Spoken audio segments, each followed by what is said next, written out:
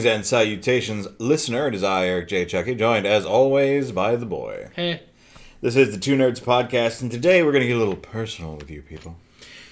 Yeah, so I think I've mentioned it on the last couple podcasts. We mentioned it a lot over our DnD podcasts in general. Well, specifically, we've both been DMing really long campaigns, 1.5 years and 3 years, I think, total?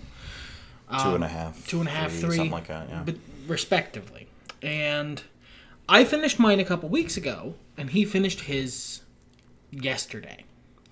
So we thought what we could do is just sort of do a post-mortem on those games. But rather than rely on you all to be avid listeners who, listen to every podcast and remember every tiny bit of minutia that we offhandedly mention, we're also going to kind of run down what the games were so you know what the fuck we're talking about. I mean, like, if we had the real dedicated listeners, the crazy people who write Wikipedias, not that that's an insult, that's a level of devotion that I find admirable and... Not something I would do. Concerning, yeah, not something I would do. I'm sure there's people out there who have tried to piece together our campaigns and figure out what the hell we're talking about in general, but now, the grand revelation. Yeah, there you go. Yeah. I think I'll go first, so that I can open my tea afterward and enjoy a nice rich beverage. Okay. My campaign started out as something I expected to last maybe 2 months. I had one returning player who I would describe as casual. Yeah, that's fair. Just in terms of rules knowledge and... into D&D, but not ever, very into it. Enjoys playing at the table, but isn't the kind of person who reads the books in their spare time or takes the bother to memorize all the rules or anything like that. Well, and, she got better as time went on, but we're basically her only outlet for D&D, just because of how her friend groups go, so... And due to the nature of our previous games... We've basically changed editions every 3 games we've ever played with this person. So she keeps having to learn new editions of D&D without the inherent interest of just wanting to learn the rules. Right, yeah. So there's her. And then there was another player who... there's a stereotype. Then this is what she's been basically throughout our games, has been the person who's just there because their friends are there. They're a little quieter. They're usually on their phone or something.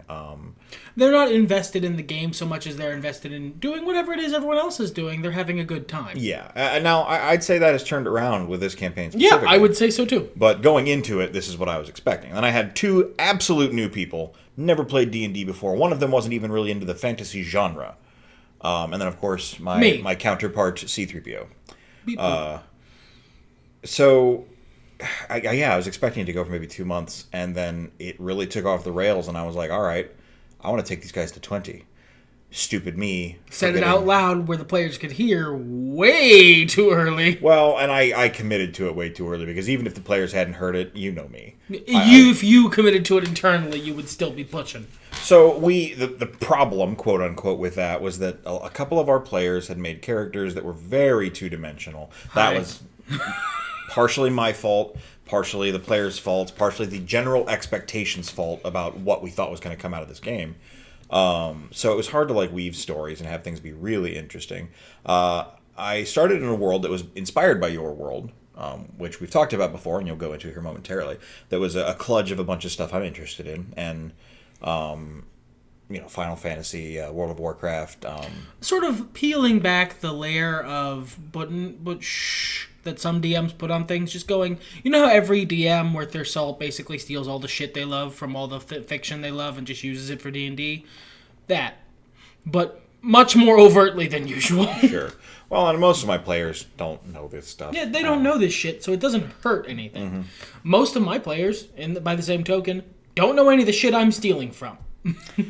So we very roughly, very translated to D&D, went through some pretty original opening quests. We did a speed run of Final Fantasy IV, we'll call it. And then yeah, we did, didn't we? the plot of Undertale, as seen through the lens of World of Warcraft. Took me an absurdly long time to figure out that's what that was, by the way. Basically, it literally took me until Sans was there. Because he's the thing I know from Undertale. The second time. I don't think you noticed the first time. No. Yeah. No, it wasn't Sans. Oh, Papyrus? It was Papyrus. Yeah. It was Papyrus, and then I went back. Wait a minute! The dots! I'm connecting them! And then we went to Yharnam, and we did the entirety of Bloodborne. Did a bastardized version of the Zandalar Trolls quest from Battle for Azeroth. And then hunted down 5 legendary dragons and fought Tiamat. With a little sprinkling of the last few boss fights from Dark Souls 3 there at the end. Yes.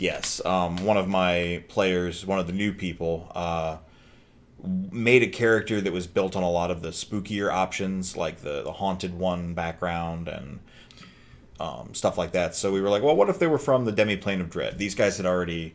I don't know if you... No, you had. You had gone through a bonfire, and you were in...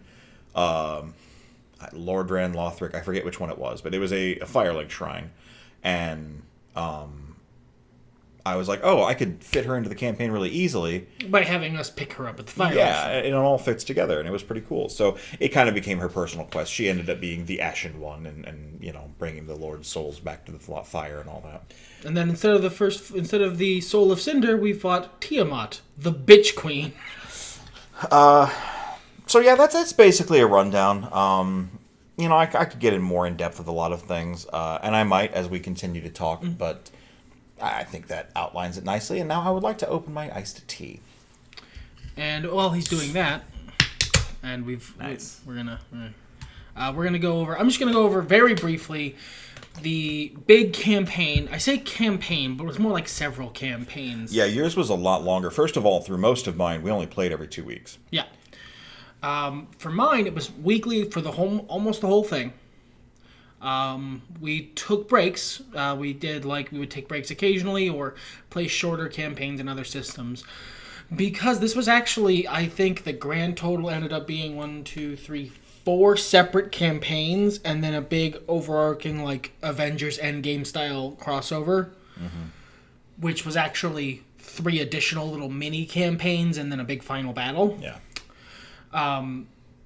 Yes, I know. It was very ambitious. I'm not doing it again. But it was all based in the same setting, which was essentially the thing that I've mentioned a few times, and White mentioned it earlier. I took several maps from Fantasy Worlds. Actually, fun fact, mostly they were maps from Fantasy Worlds for fantasy series that I didn't like that much, that I had problems with, that had good world building, but there was some issue with them that made me upset. And I took them and decided to improve them. So I stole the maps and place names and stuff because I'm bad at names.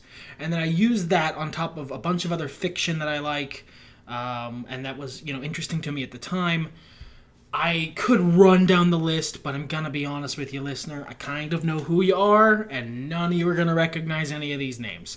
So I'm not going to bother for most of it. If you give a shit, ask in the comments, and it'll be easier to type. I will. If one person asks in the comments, I will write down everything I stole from that I can remember stealing from. But it's basically just a bunch of fantasy novels and video games and book series in general that I really love or that I like a lot for parts of them, and I just stole those parts. So it was 4 campaigns to start, split up over different parts of that world. 2 of them taking place in one section and 2 of them taking place in other sections. Actually, 1, 2, 3, 4, 5. 5 campaigns. Although the 5th one none of those player characters ended up showing up for the big finale as player characters. They showed up as antagonists because they were bad people. But so I wove through and tied in a bunch of stuff from a bunch of different book series I like, and ultimately tied it all around the over narrative of Stephen King's Dark Tower series, with the big final bad being the Crimson King about to topple over the Dark Tower and destroy all reality. And the player characters from all the previous campaigns had to get together and Avengers Endgame style stop him. This is the second time I played through a Dark Tower. Yeah, the first time it was still me. I was much younger, and I did it as an anime adaptation. We had a beach episode and everything. It was fun. Very different campaign. Yeah. Because it was a much more linear adaptation, whereas this was much more thematic. Yeah. But is there anything I'm missing in terms of the overall, just sort of rough rundown? We talked a little bit about my player base. You had 2 hardcore veteran role players. Yeah, you, and then one other, Game Master Problems. We've mentioned him a couple times on the podcast. I don't think that blog is active anymore, but y'all may remember they used to be on our podcast a couple of times in previous episodes. Some of them wrestling related. And then someone who was seasoned, I'd say. Yeah, someone who's a fairly seasoned role player, has been doing it for a while, off and on. Ben has been on a couple podcasts featuring Ben. Podcast the one time. Our roommate. And then your lady friend, who was new at the time. Who was newish. Not brand spanking new, because your campaign started a little sooner. She joined that and then joined the other one a little later. Mm-hmm. And that's in various configurations throughout it, because the first 2 campaigns in this big overarching narrative were just White and Game Master. David? Yeah. We've I don't know if we've mentioned his name. Yeah. But yeah, it was just them. And then I did one campaign that was just Ben and White here. And then that was very brief. Those are the ones who ended up bad guys. And then I did was it 1, 2, I think, full campaigns with the whole group. And then the little mini campaigns. Yes, that's right. And yeah, I think overall it was a very, very good experience, but I think that's a good summary. Mm-hmm. So I grabbed some questions that were like a congealment of various postscripts on the internet. Most of these were attempted to be aimed at your players, for a DM to get feedback. I think I've gotten the feedback I wanted from my players. Same. But just for your interest and to make this a more interesting podcast to listen to, we're going to be talking about this both as DMs of these campaigns and as the players. Because we each have one of the players from our games here. Yeah. Here are our special guests. No, it's us. So, as a DM, what do you think went well with your campaign?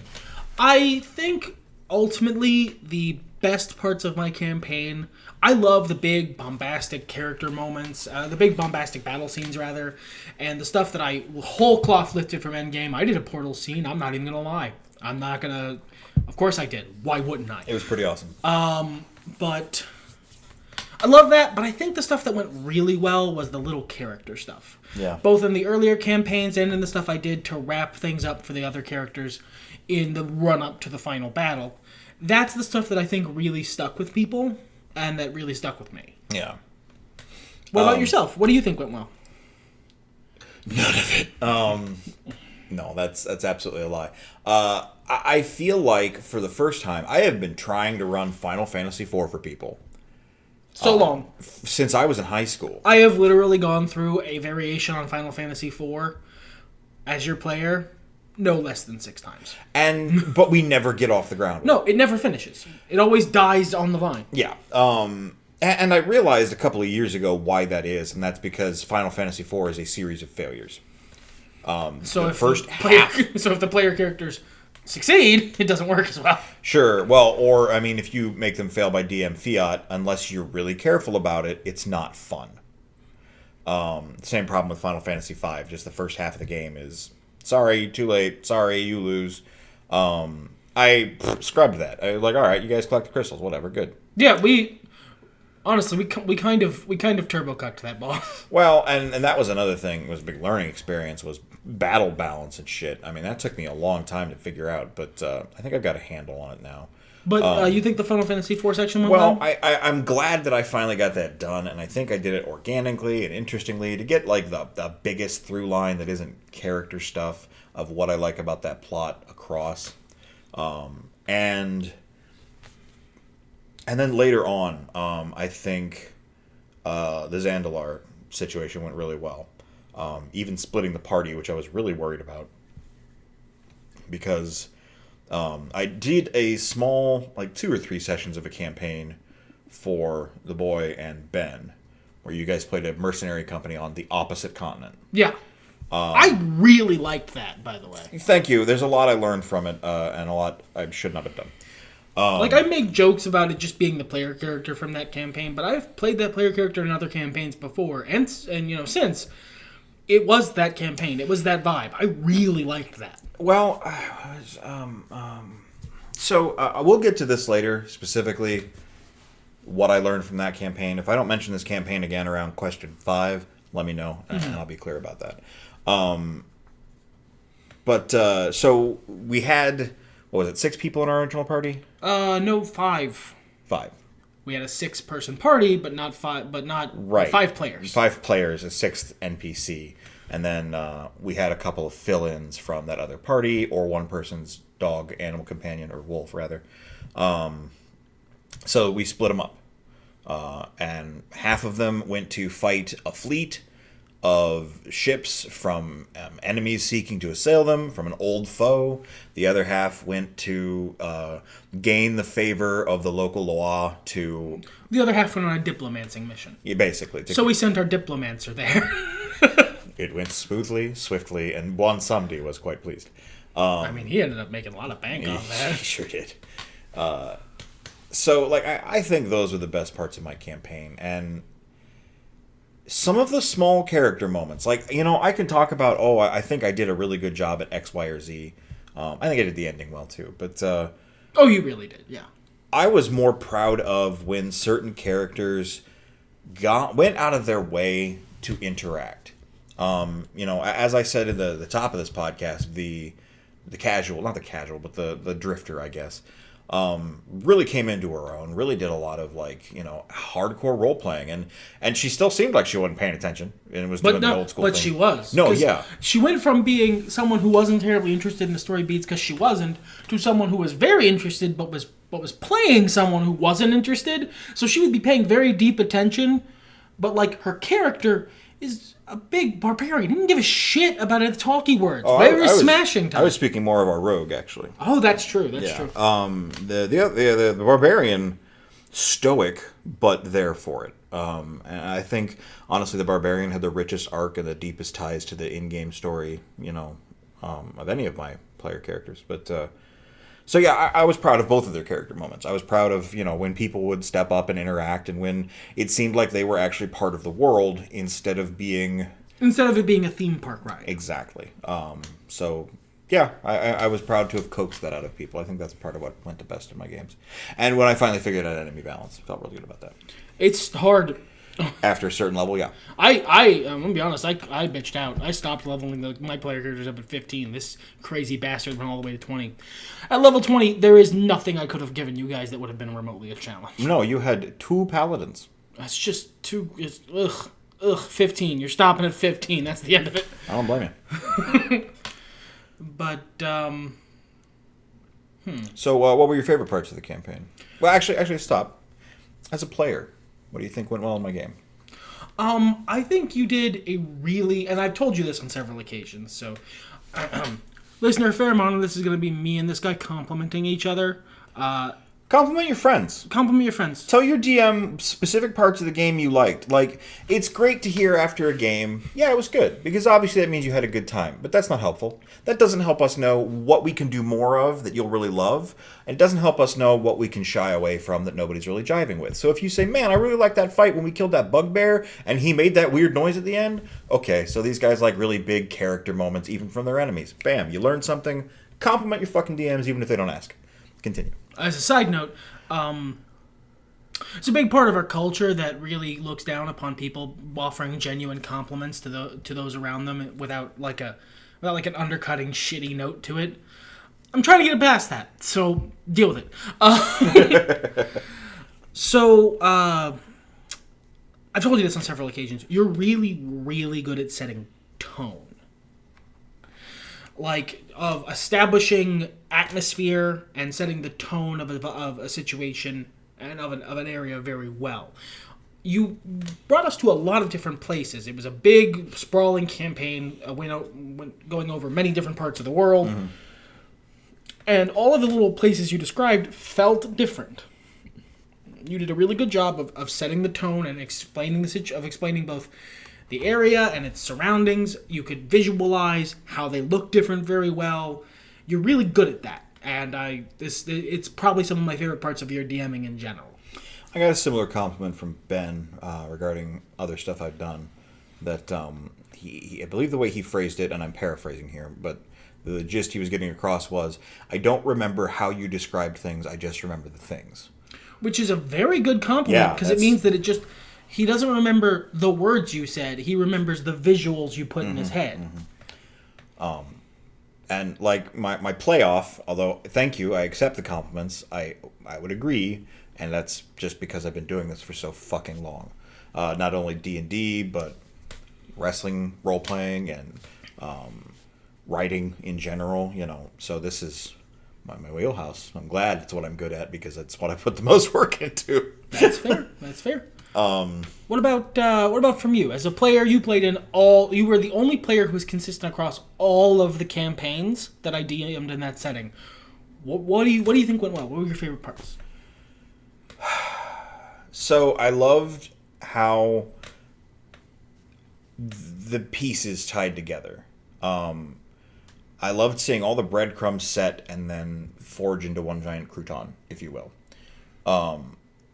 Just seeing like certain NPCs that were like, oh, now they're over here, and trying to piece together the timeline in my head and figure out what was going on. Why were these people here now? What brought them there? Oh, how is this person going to react knowing this guy was over here? That was really cool, and the fact that you managed to consistently sprinkle these things in without disrupting your own timeline is chef kiss. I would like to say I went through a lot of effort and time and had like a big timeline. I didn't. I just do this. This is what I do when I accidentally pose like triple meaning to a plot, and people are like, "Oh wow, you meant this," and I'm like, "Okay, sure." I don't. It's just what I do. Yeah. Trust me, from behind the screen, there are holes in that timeline, but I can smooth them over real easy so that the players never notice. Yeah. And the setting felt alive. Everywhere. I might not have had the best visual interpretation of where we were in any given situation. I'm just not as talented at that as you are. But every place felt like it had its own functional culture. From the small town we went to on that caravan that was carrying alcohol, where we made, stone soup, basically. Oh, yeah. To the big, sprawling city of Cordoba that, that one I could see in my head a lot, just because you provided a lot of reference. But well, the whole campaign was set in one city. It gave me a lot of time to fill in the gaps. But the way they worked, and the reason their merchants worked the way they did, and the reason the churches were set up the way they were, and it all just, it felt three-dimensional. It felt like it had its own history. Thank you. So, let's reverse this shit. Okay. As a DM, what do you think you could have done better in your campaign?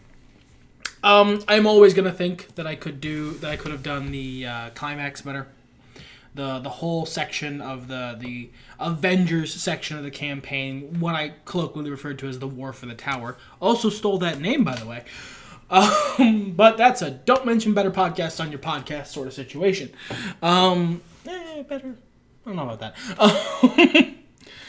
But I'm always gonna think I could have done that better, because I could have. I see the holes that the player characters might not see in that situation. Sure, and same. But honestly, I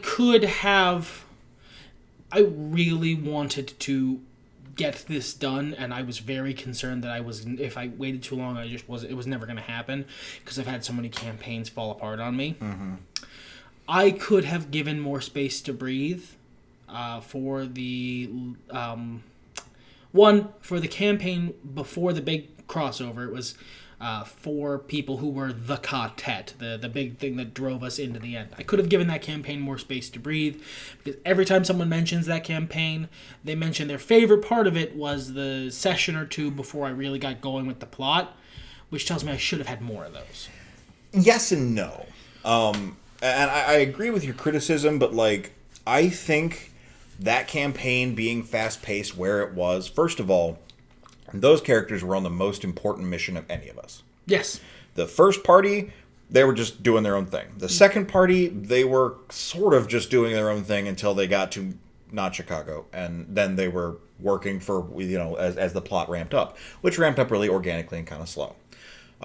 The third party were trying to fight a plague and find the source of it, so we were moving at our own speed against something important. But we were still moving at our own speed. That fourth campaign...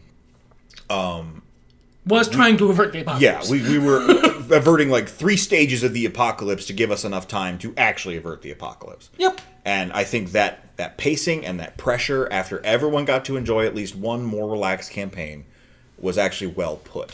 Now, the fact that the little first couple of sections were really good, I think that means that's something to use later elsewhere. But in terms of that specific campaign, I disagree. I think the pacing was perfect where it was.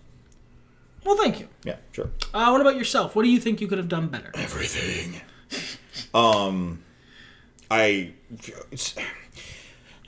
knew the second I realized this campaign was going to level 20.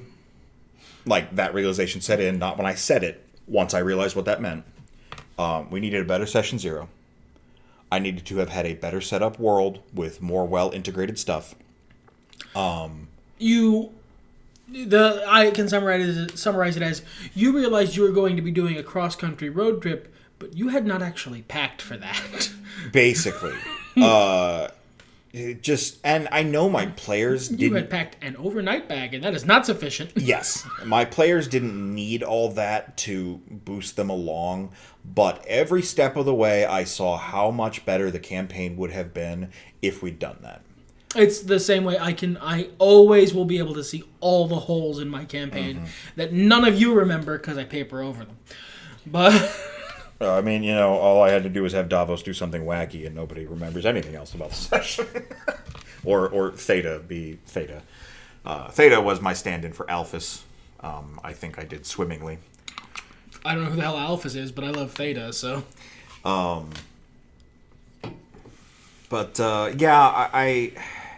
And there was a couple of fights that I just planned really poorly, even after I knew what was going on. I took a risk on, how should this work? And it just didn't really pay off. But I can't think of any combat I fucked up. No, that's wrong. There is one specific fuck up that really fucked the narrative up of a big climax of one of my campaigns. There was a session. The player characters had put a lot of effort in to get a meeting with Odin, essentially. And he was supposed to tell them a thing because they had, done all the stuff to get that piece of information, and they had paid the price to get that piece of information. And then I had him say a bunch of cryptic bullshit and then was distracted by, a shiny object and forgot to actually tell them the important piece of information. And then I had to tell them mid-combat with the boss that piece of information was supposed to help them defeat. And it felt really hacky and ass-pully when it really wasn't, because that was always that character's weakness. I stole him from another setting. It's not like I made it up on the spot. But they were supposed to know it going in so they could plan for it, and I just literally forgot to actually tell them. That's just like a mistake, though. That's not so much like I could have done that better. That's an oopsie doodle. Yeah. And I think we paid back for that by mugging him in an alley with like roofing tile monkeys. Oh god, that was amazing. I played X Go and Give It to You. It was that's the level of absolute mugging they did to that boss. It was great. So let's reverse this question. What do you think I could have done better? There's some stuff that's just not really in your control sphere. Sure. But that stuff aside, the only part that I feel like you could have done better is... How to put this? Being able to take the ride along with your players. Yeah, yeah. You spent a lot of time really wanting that campaign to be something it was just never going to be. Well, and I think that falls back into my own self-criticism. If I had set up stuff, it would have been so much easier for me to go along. Because then I'm being entertained by all this shit. They don't even know what's happening. Right.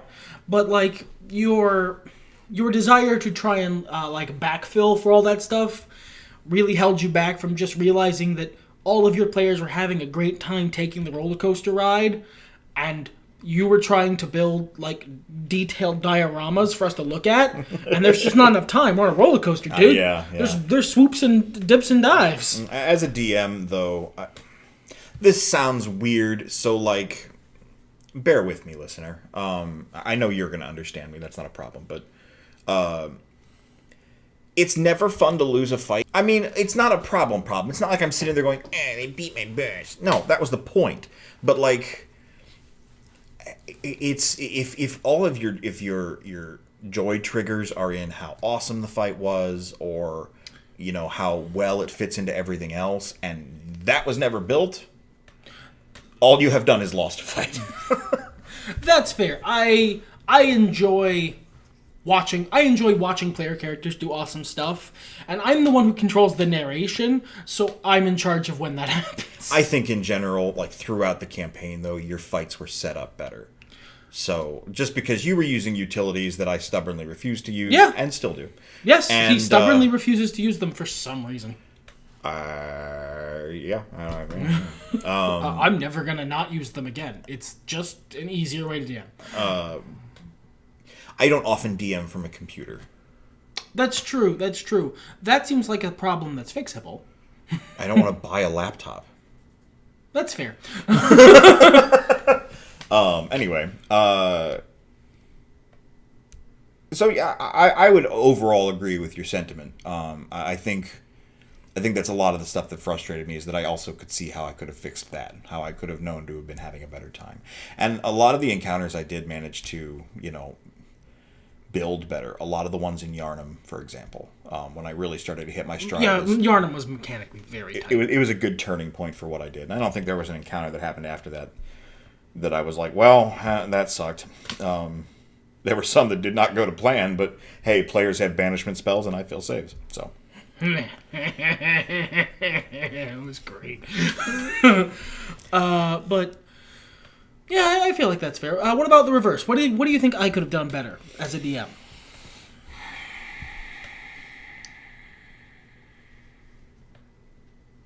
Because that's feedback that is also very useful. This is just me speaking to the listener, because he clearly needs a moment to think.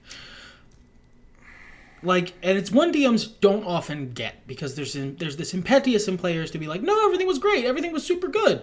And, I mean, you're usually not lying, you're saying you had a great time because you did, but DMs also need constructive feedback. They also need to know when they could improve, otherwise they won't. I don't think I was on the same page with everyone else with what kind of campaigns we were going into too many times. The first campaign, fine. The second campaign, I misunderstood a lot of the stuff that you and David were saying, and did not realize they were going to be a lot of fairies. So I was playing a 3rd level monk. And so you had to change characters. Yes. And I used to have a lot of stigma about that. Now I have a little stigma about that. Like self-stigma. But it's not fun. Like, the reason I have that stigma is because it causes other players to go, oh, but I like that person. It's a narrative disconnect. Yeah. Or the DM to have to be like, all right, I got to reroute these plans. It's not, I would rather not do it. Third campaign, entirely my fault. I built a character who didn't realize how deep shit was going to get. And I didn't realize that once shit got deep, he was going to be like, I'm out. And then the fourth campaign, this was, I would say 50-50. I didn't realize how much I needed stuff to do other than kill stuff real good. And I didn't realize we were going to be doing stuff other than killing stuff real good. And maybe wandering around the wilderness. So, like, I'm reaching for a criticism here, not because I'm trying to build up your ego and go, oh no, don't talk about that thing, he's very sensitive about it. I had a really good time. I mean, like, maybe post-session individually, I could say, this could have gone a little bit better. I would have done this in this scenario. But looking back on it as a whole, I maybe would have dumped another 500 hit points on the boss. The last one? Yeah. Let's drag that out a little longer. What? An extra 2, not rounds, 2 turns? Sure. Yeah. I mean, yeah, you know, it was just a little bit longer. I was happy with how my final boss went. I know how many hit points he had. I don't know if you're forgetting how much damage they did. I'm not. Ugh. I mean, okay, so maybe an extra 1,000. Let it go another round. Yeah, an extra 1,000 would have been 2 rounds, maybe. Sometimes I do thematic boss fights, and it's not for everyone, and I completely understand that it's not really for you. But as a tip for the other DMs out there. Sometimes you can end a boss fight when it feels appropriate. Let each of your characters have a chance to shine. And then once they've all had a chance to shine, give the boss a little bit extra time just to be like, just so it's not obvious what you're doing. And then, all right, cool, that was a nice big hit. Let's call that good. Yeah. I don't do it all the time. I only whip it out for like certain big bosses. I only did it once in this campaign, so. It doesn't work if you do it all the time. No. Because then the strings become very obvious. Well, and every fight tends to take forever until you're like, yes, I feel thematically sated. That's no good. No. I think question 4 actually kind of folds into question 3, which is what are your least favorite parts? I think that maybe is more thematic and like, you know, what was it? Was a part you didn't enjoy doing with your campaign? My least favorite part was my character. Yeah. Don't get me wrong. I was playing a character, Nicholas Barravin. He was I figured out very late into the campaign, an unintentional XP / send-up of the main character of a piece of fiction I no longer follow. I didn't realize that's what he was until late in the campaign, even though he never deviated from that path. That was exactly who he was the whole time. But he was very, very two-dimensional, in a way that character isn't the one he was based on, because I never bothered to give him deeper motivations, because I figured the game was going to last a month. 2 sessions, maybe. And he was mechanically very satisfying to play. I was playing a Divine Soul Sorcerer. I was both, when I decided I could be, until late levels, when the actual focused DPS classes just straight up outstrip me, I could be the best DPS in the party, or I was the healer, at which point I was the reason everyone was alive. He was mechanically very satisfying to play. I was OP as fuck for most of the campaign. But he wasn't. I'm a big drama nerd, essentially, I discovered as an adult. And I like playing characters who have an internal mechanism, who have internal motivations, private wants and needs and weaknesses that I can roleplay. Nicholas didn't have any of that. He was greedy. He was greedy. And very fond of his friends, because a part of him was like, no, those are mine. Those are my toys you're breaking. They're for me. And I managed to give him character development in a way that justified the G on his alignment chart. But he was ultimately very two-dimensional, and I had a great time playing him, but mostly because I was having a fun time playing with those people, not because that character was fun to play. Right. And the few times I tried to give him some sort of weakness beyond just being greedy, I ended up making it not as fun for everyone else at the table because I made him a douchebag to be around. And that's not on you. No, I mean, you know, look, I can think the several panic attacks I had during this campaign were probably everyone's least favorite part, but, you know, it is what it is. Much like forgetting to mention the boss's weakness, it happens. Yep. What about the least favorite parts running your game? Was there something you were just kind of like, I don't care for this? Not really. Okay. It was a big fucking guided tour of all my favorite fiction, so no. Yeah, I don't really remember having much of an issue about that. Early on, when my fight balance was off, basically after level 10, but before level 14, when I just didn't know what I was doing, I'd throw you guys up against fights, and it was over. Or you'd throw us up against fights, and they would last 1,000,000 years. And not in a fun way. Eventually I figured it out. But. Yeah, even the designers of 5e, even though, and I will maintain this, 5e is the best edition of D&D, even the designers of 5e have just straight up said, CR is useless. Best of luck. We don't know. Yeah. There's no exact math on it, is the hard part. CR is a suggestion. It's not 4th edition. No. 4th edition has exact math. Fun fact, I found out that DMing this 4th edition wise, once you get to about level 5, you can use math to determine exactly how many rounds an encounter is going to last on average. Yeah. Yeah, I was doing it. How about that? It's easy. I guessed exactly how long my final boss was going to go. It went half a round longer because some people made some bad rolls. Yep. I think that was my least favorite part of my campaign. My least favorite part of your campaign was... Again, I think it's a lot of stuff that had to do with dice. Yeah, you had a lot of frustration with feeling useless because you just rolled poorly at very unfortunate intervals. Yes, and it was only compounded because oftentimes the characters I was playing were also upset by this. It wasn't just I missed whatever big deal, or I didn't do this. No, it's that you are, to a much greater extent than me, a character actor at the table. So when your character, who's in a battle for life and death of them and all their friends, fires their gun or their bow and just straight up whiffs, thus allowing the enemy to try and murder their friends and family, they get upset. And you get upset as a result. Right. And it's something I can easily detach myself from. It's a shroud. But then you're not having fun. Well, or I don't know to detach myself until everyone else gets antsy, and then I get antsy, and then happen to realize why.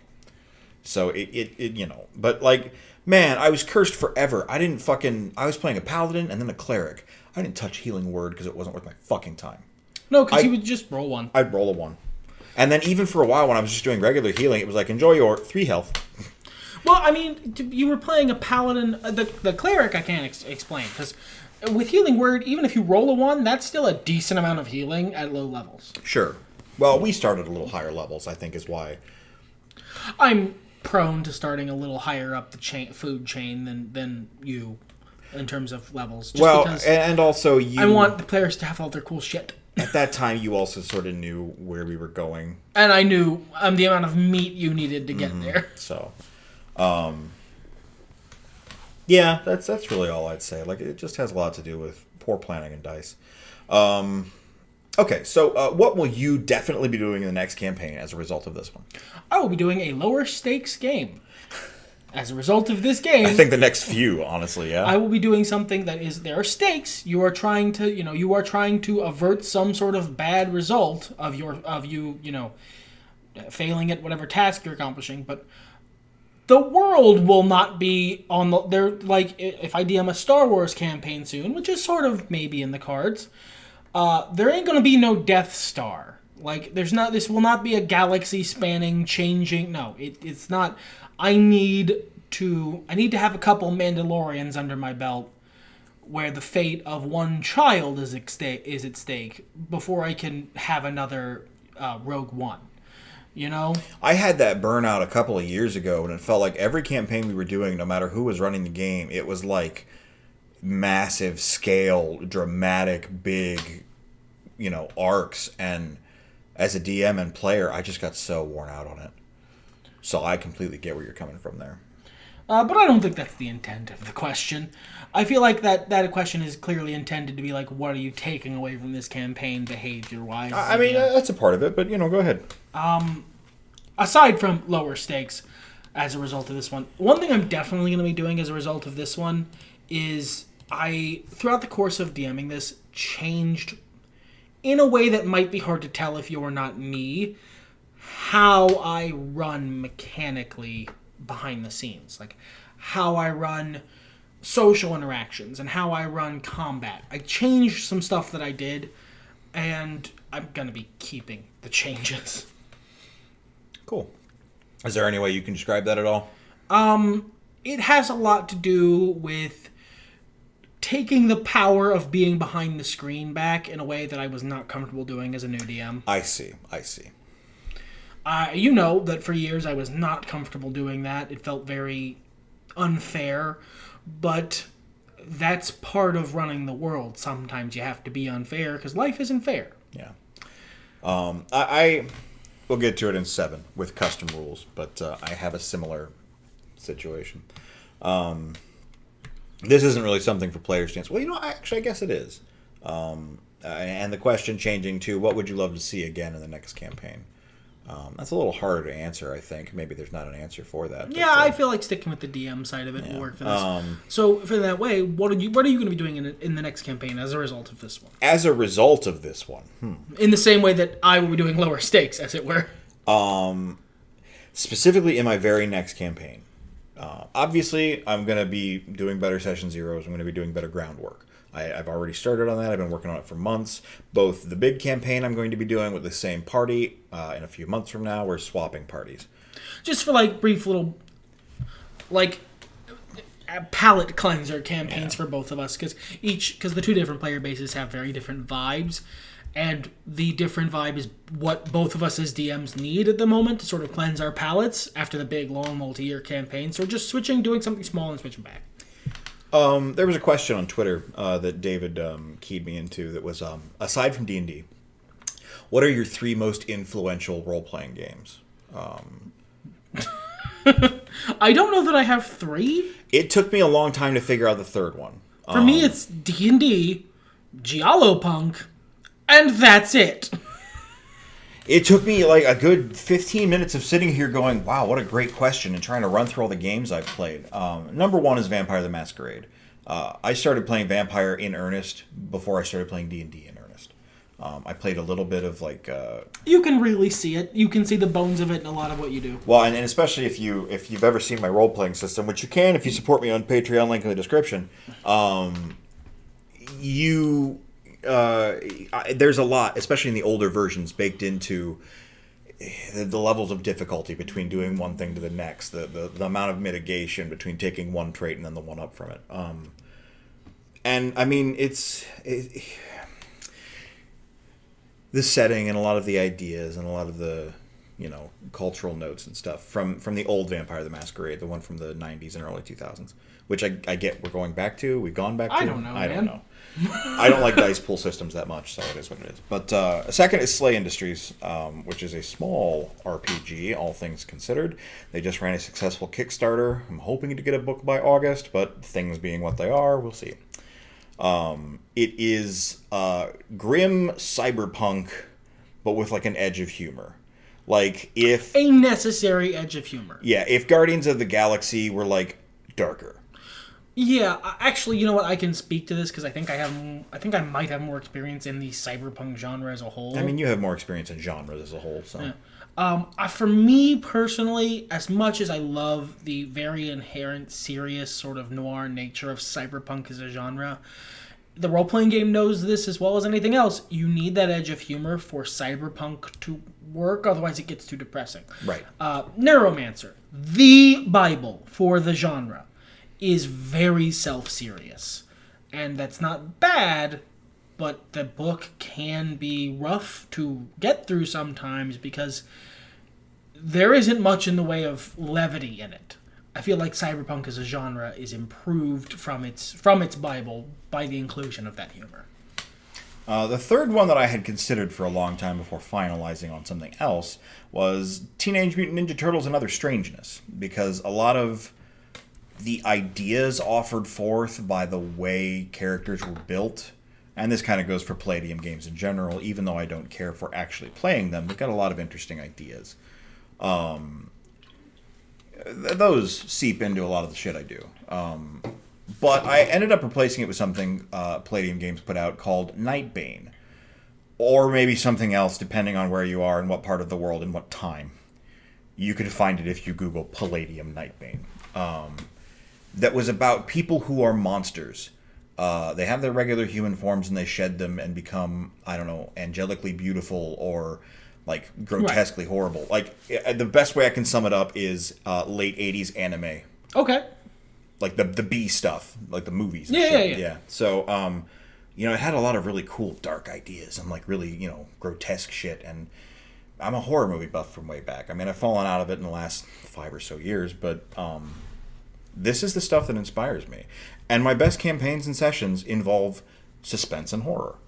Every single time, reliably. Yeah. I mean, that's been my opinion. You are the only DM I have ever, not just played with, because that's not a high bar. I haven't played with that many DMs, but seen who can successfully run a horror campaign that legitimately scares the bejesus out of your players. So, you mentioned earlier that the campaign, the little mini campaign, the couple of sessions we did with your barbarian, who ended up coming into my other game briefly, was good. And I tell you why, is because a lot of the stuff ended up being built in suspense and horror. Yeah. You guys were deep in what amounts to underdark tunnels being assailed by mindless zombies. And it was suspenseful. Maybe not horrific. We were all having a good time and laughing. It was... it was horror, but not horrifying. It was your Evil Dead 2. Yeah, it was like zombie chainsaw horror, not creeping dread horror. It wasn't the horror that makes you turn on a light before you go to bed. It was the horror that makes you throw popcorn at the screen and go, yeah!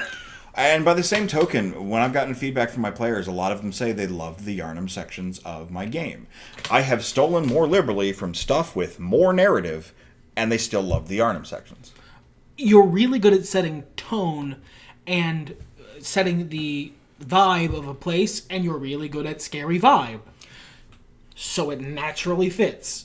Looking back, one of the best sessions of anything I've ever DM'd was a Giallopunk game before it was Giallopunk a couple of years back, whose plot I borrowed from an internet story about a dog who was not a dog.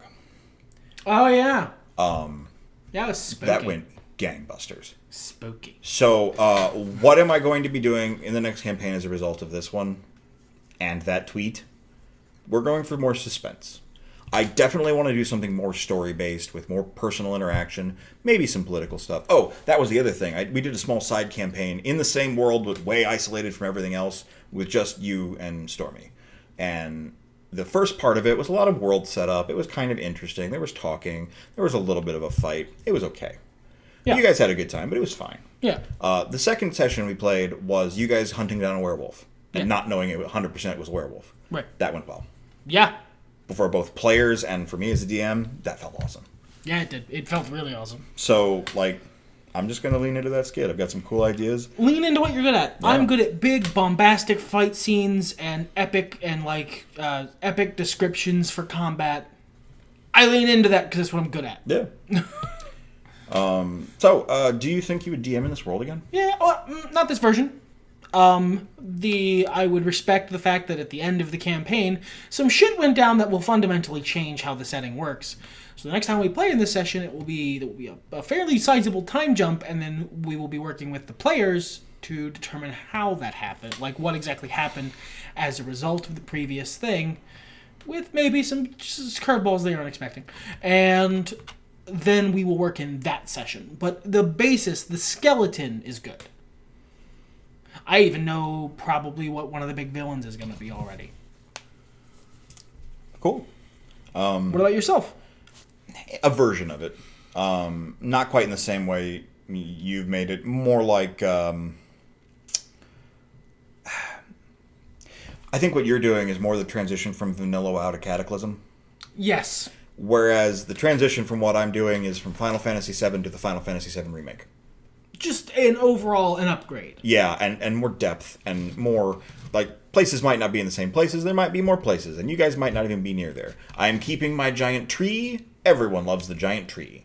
It's a whole big tree city called Cranbale that's got a whole underground section. It is the one place in the campaign I would have loved to see more of. Yeah, and every time we're just never there often enough. I would do, if it were you, I would legitimately do an entire campaign in Cranbale. That was my intention the first time I built it, but things didn't quite work out. It'd be like that. Oh, hey! She was in the campaign. And it finished. The curse is lifted. The curse is lifted. Fantastic. The thing there is, every time boys try to play the specific player character in a campaign of mine, she wasn't a player character, but whatever, it's a campaign falls apart. 2 sessions tops. I have this one player character, this one campaign idea. This one character idea I love. Her name is Alina. I absolutely love the idea. It is essentially God, what's the easiest way to fucking describe this? If Kamala Khan were Superman and wasn't asked, like didn't receive permission. No one asked her if that was going to be the case. And I love this character idea. I love playing her. Every time I play her, I feel awesome and amazing, and it's the kind of hero story that I really wanted to do, and I've always wanted to do. And she's fucking cursed, and I have never managed to play a campaign with more than 2 sessions of her before the campaign falls apart. It's not like I play the character in a toxic way. It's just it's always been something unrelated. And I basically just given up trying to play the character. But I took a chance and added her as an NPC very briefly. I think someone exchanged all 2 sentences with her. It was, yeah. I noticed. I believe I even did that. I want to trade ice. Yeah, I've got this compound outside of Cranvale, about a couple of days' travel, based on a real-world group of people, so I'm not going to be using any proper nouns, but they're a hippie commune. They're all about free love and, Yeah, they're an anarcho-communist commune. Yeah. That's what they are. And co-op. And they welcome anybody to visit. Would love it if you'd stay. Yeah, they are literally anarcho-communists. Trust me, that is the accurate way to describe it. Led by a charismatic Charles Manson-like leader. Not in the murder sense, just in the babble sense. Led by a cult leader.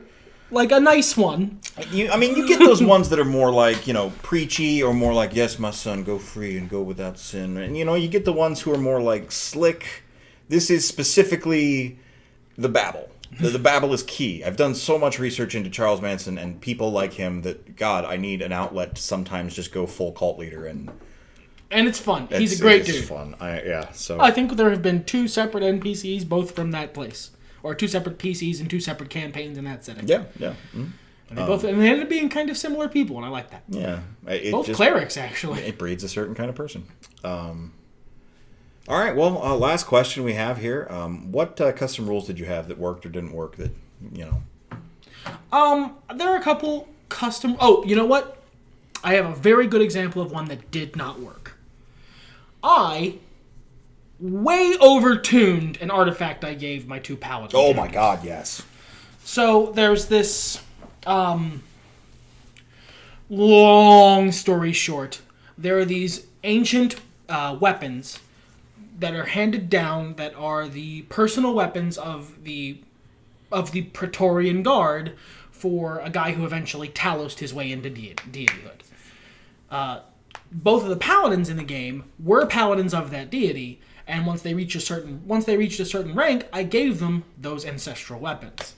There's basically one of each of the main weapon entries in the PHB that is that. They happened to use different weapons, which was nice, because I could give one the mace and one the hammer, but they do the same thing. The problem is, I way fucking overtuned one part of it, to the point that it entirely broke a boss fight. Just fucked it in the mouth. So I had to take the player character who was playing a paladin, both of them really, but one of them was you, so you understood. I had to take him aside and be like, look man, I'm sorry, I have to nerf this, because that's not who I am as a DM. I hate nerfing shit. I try and avoid it whenever possible. Even when I'm playing a game as a player, I advocate against nerfing stuff, even if it's not my stuff, even if it's stuff like an NPC has. I just don't like doing it. But I had to maintain any semblance of balance for the rest of the campaign, because I just accidentally did something that was absurdly fucking broken. Well, to pass this knowledge along to our listeners, and because I don't think it's... No, I can't quite remember what it was. When you crit, you do max damage. Yes, because critting is fun, but it wasn't as fun, because... rolling dice is fun. It was basically built on, I hate critting and then rolling all ones, and then the critting does less damage than an average hit. That feels really shitty to me as a player, so I wanted to remove that risk from this big, powerful artifact that was basically one character's whole reason for existing, like his whole motivation at that point was to live up to having it in the first place. And I hate doing that. It feels shitty, so I wanted to take that away. And then I realized, oh my god, he's a paladin. That includes smite. That's broken as shit. I would never give that to a barbarian. I would never even start to do it for a barbarian because I had seen barbarians damage on crits before and knew that was a bad idea. But I didn't think about smites, and he was doing at level 12 or 13, he was doing 150 damage per hit, and he crit twice in a single combat and just fucked my boss in the mouth. So I had to nerf it. So I just made it brutal 2. Because I love that version. There's a lesser version you can get in 5th edition from the Great Weapon Master feat. I like proper brutal from 4th edition as a mechanic, so I did that. 4th edition, if you don't like 4th edition, respect, that's fine. It's not for everybody. It is way more like... There are a lot of mechanics I steal. Yeah, it's got some really good mechanics. So I changed it to brutal 2. You can reroll 1s and 2s on your dice on crits. That's a much healthier version of that mechanic that prevents, I rolled all 1s, without being gross and broken and taking away the fun of rolling dice. In fact, it lets you roll more. Yeah. And while I've never been a guy who's like, yes, I get to make... I love the click-clack math rocks, but I've never been a guy who gets a real visceral reaction from picking up a big handful and dropping them. You notice even as a player, at high levels, I just started clicking. Clicking the entry in the online tool I use to roll the big fucking... Oh, I'm doing a 9th level disintegrate. I'm just going to click the button. That's too many fucking D6. I'm not grabbing all that. Whereas some other people in both my party and yours are like, yes, now no, I came... Literally, the joke is, I came here to roll dice. And my ranger, I overtuned her to hell. My ranger rogue. I felt bad after a certain point of rolling my dice. I was like, oh, I crit. I am so sorry. But that wasn't custom rules. That was just just DnD. You found a combo in the rules that is entirely rules as written that just works. It just works, TM. Yeah. But that's a very good example of something I did wrong, and predictably, it's making a player character too powerful. What was there any custom rules you had that did work and you're happy to use? Yeah, I've used one. There's a version that Spork has mentioned a couple times, in passing, he's not amazingly fond of. That's because he doesn't know how often I've used it. I use different versions of the minion rules depending on what kind of minion someone is fighting. But there's one version that works incredibly well that I will be using in the future. There's another version that I will be using for specific types of characters where it logically makes sense. But the version that I'm going to keep using is minion rules. But instead of having 1 hit point, they have each of the minions in the group has the same amount of hit points they would usually have, but they all go into one pool. And every time you do enough, every time a hit does over the threshold of a minion's worth of damage, of a person's worth of damage, 1 dies. The one who got hit with that hit, that 1 prevents, oh man, I did 1,200 damage! Okay, well, he had 1 hit point, so whatever. Which is not a good feeling as a player, or as a DM. I feel shitty. Yeah. I am so sorry you're going to do 100 damage to this guy who has 4 HP, but go ahead. It prevents that. And it allows for it allows for me to, oh cool, they did enough damage to kill another person, I can make this one a death blow, and then the next person does not quite enough damage, which is fine. It allows me to, it makes the combat rhythm much easier to keep up with when I'm using a fuckload of minions, because here's the thing, 5th edition doesn't have minions. And the monster stat blocks aren't designed for them. So you can't just go, oh, this will be a minion. It has 1 hit point instead of 25. That means it's garbage. That means it's not going to do anything. Yeah. So, instead, I do that. And it's much healthier. And it makes combat feel cool. It makes player characters look cool because it's them taking out a bunch of mooks all at once, whilst at the same time being challenging and fun to play. I like that one better than the other one you used, which you ended up switching that to use only for undead and similarly powered stuff like constructs. I really only ever used that for undead and constructs. I didn't use it for living enemies. But just my brain extrapolated and went, well, that's a bad idea for X, Y, and Z. Yeah. Or perhaps it was an enemy we were fighting that at the time I didn't realize it was a construct or an undead or whatever. And that is they all share a group of hit points and they all go down once that hit point pool is depleted. Yeah. And then for something where basically anything that could logically be following the Chitauri rule of Keystone Armydom will have that. And I think that's a good tool in the toolbox. I doubt it's a tool in the toolbox, but I wouldn't be using it nearly as much as the other version. I think the one that was bothersome was when in the campaign where they were trying to fight off a plague, past a certain point of corruption, I switched from the first to the second version of that rule for the characters you guys were fighting. And because it switched past a certain point of corruption, there was a difference, and that kind of was jagged. Perhaps. And I think the more you can suspend the disbelief, the more the curtain maintains, the better off for both of those rules. I do something similar with minions, which is a number of rounds they're going to stay up. Now, obviously, I can flex this if somebody does, 150 damage to a guy that's supposed to take 2 hits and die. Yeah, he can go ahead and die now. Like, they don't have to be hard and fast.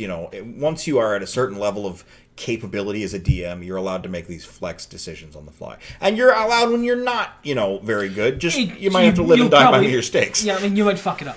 But I like that less because if it doesn't matter how much damage someone does in a hit, then doing a bunch of damage doesn't feel as good. Well, like I said, the Silver Knights on board the ships when you guys were fighting OWCH from Dark Souls 3, those were 2-round minions. Sometimes they were 1-round minions. Sometimes your character or somebody else's would do enough damage in one hit that I was like, screw it, they're dead. I didn't have any complaints at the time. No. I recognized something funky was going on, but I was like, whatever. It's probably OWCH, to be honest. Well, yeah, sure. And you definitely want to save that kind of shit where there can be a power behind it, or where you're trying to relay a certain level of intimidation. Because the Silver Knights, you don't see their faces. They're all clad in armor. They say nothing. They don't react like human beings. So a certain level of implacability it works in your favor. You can use the minion rule with like hordes too. It's a great way to get a bunch of damage off first round of combat for characters who are after at least like 3rd level. Because the 3rd level, I'm playing in a current campaign, the one we started right after, was actually a different DM. Me and White are actually playing in the same campaign, which happens so rarely. And as always, our characters basically have nothing to do with one another. Yeah, we don't interact much. Yeah. We've every time we've tried to make Bash Bros who do stuff together, the campaign lasts a session and then dies. Yeah, so it's probably healthier. Okay. But my character could easily kill himself in 1 round. Like, it wouldn't be hard. Because at 3rd level and 5th edition, you don't have as many hit points as you do in damage by a long shot. If your character's tuned right, yeah. But like 1 hit, 1 round Goblin Mooks, throw twice as many in there. Yeah, your players are going to take some hits early on, and it's going to look crazy, but if you've got a healer or healing options, they'll heal up, they'll be down some resources, and the next wave of the fight can begin with a reasonable amount of people. There's a lot of options in DMing and stuff like that with minions. Be creative. Speaking of being creative, here's something that I did that was fucking stupid. I managed to recover it, but I saw some article online somewhere that was like, oh, you should ask your players what they want to see and then use those to build your random encounter tables. And that was stupid. First of all, everything felt transparent. Every time I was like, oh, now we get to do so-and-so's thing. Now this is the thing from so-and-so's table. It just felt really like showing all the strings and all the gears behind the suspension of disbelief. Would you like to know a secret? What's that? I have no idea what you're talking about. It was over a year ago. It was very early in the campaign. It's when we met Camilla the Sphinx. Yeah, I don't... That didn't feel weird and transparent to me. It felt like that to me. That's fine, but your players didn't notice. I felt it also limited my options because a lot of players don't know what to ask for, or they're going to ask for things that are like weirdly big, That's a great idea. I'm not going to be using it. I'm not either. That did not go well. I don't care for how it went. My players have a lot of narrative room in my campaigns. I use them to help me build the world. Once the train's running, I'm the fucking conductor here. I don't mind a little fill-in space. I don't mind a little bit of yes and. Not necessarily in that format because that feels super trite, but if a player character asks, hey, is there a magic shop here in town? And there wasn't, maybe there could be. I don't know. You will always know when I'm doing that because I always ask the same question. High or low? And then Sure. I roll whatever dice feels appropriate, depending on how swingy I want it to be, either 1d20 or a d percentile. And depending on the result, yes or no. Yeah. And that's fun. You can put a little flex in there. It gets exciting for your players to gamble a little bit on something low stakes, so that's cool too. A rule I think worked really well was one we implemented late in the game, and that is having a player keep track of the damage. I will never do that. No. As a DM, it is a very useful tool. As a DM, I like being the one to keep track of that. Now I will probably implement that myself, where I am actually physically keeping track of it, because I was the player in his campaign who was doing that. Well, and I think it's a thing as well with, you enjoyed that.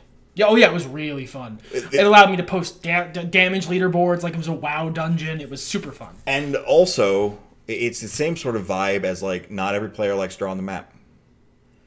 I hate drawing the map. I love drawing the map. I fucking hate it. I hate drawing the map. It is tedium incarnate. But being the guy who adds up all the numbers and makes all the numbers do, that's the reason I'm never using it as a DM. I'm never giving that away to one of my players. That's for me. That's mine. That's exact. And also, I know none of my players want to do that. Whereas I know Stormy I do. doesn't have time with the notes she takes, but I think know she I would. do. Yeah. That's mine. That it went really well. First of all, your players get to look around at these damage totals going up and going, oh, they must be almost dead, or oh my god, what if they're not? We've done a lot of damage. Jeez. And I'm sitting there as the DM going, they have 3 hit points left. We've done 750 damage and they're still up. God, how many do they have? Him over here sweating. Like that version from that reboot of the movie, was it Bedazzled or whatever? With fucking George of the Jungle. Oh, okay, yeah. I know what you're talking about, but I don't remember the name of anything. Where he was playing an NBA guy and the sweat is just shooting out of his forehead. That was a really good rule. It was a really good way to Brendan do things. Fraser. Yeah, Brendan Fraser. Also at the table, I was using index cards as an initiative tracker, and they had lots of relevant information about my player characters and monsters on it, so I didn't have to reference 9 different things. It took a little pre-work. It usually took me about 2 or 3 hours before the session to fill everything out, depending if I was making bespoke monsters, and I only ever was because it was after 13th level. I use a digital initiative tracker.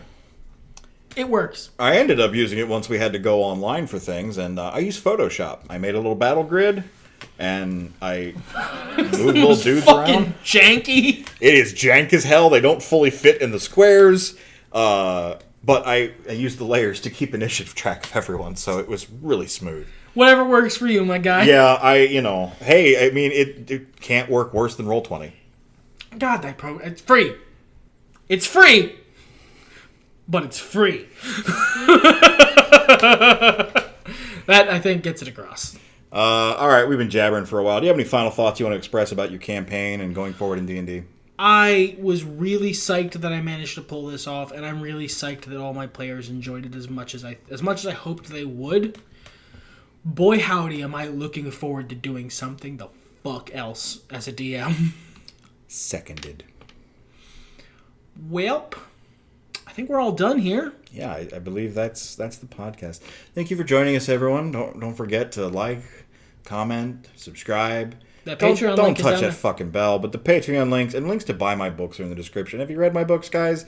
The first one is the rest are pretty good. Speaking as a fan, not as the creator who is always the most harsh critic, the first one is, the rest are really fucking good. Everything's better when nerds talk about it.